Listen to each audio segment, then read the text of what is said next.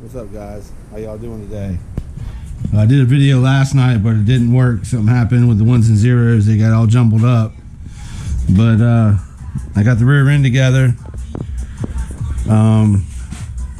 Emergency brake cables in. All the giblet bits and the emergency brakes back there are all hooked up. I'm gonna get some bolts for here and here. I didn't like the little pins with clips. It's just fucking stupid. Yeah, it's coming along. Excited. It's gonna be sick. But a little update. Waiting on for some undercoating for this. I'm gonna undercoat all this. I might take this section out here.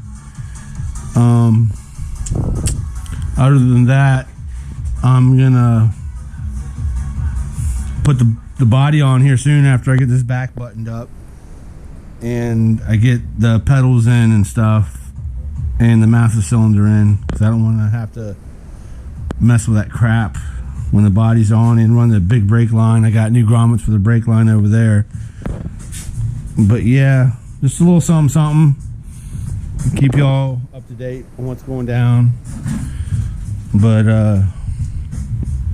I hope you guys have a great day, and I'll see you later. Be safe.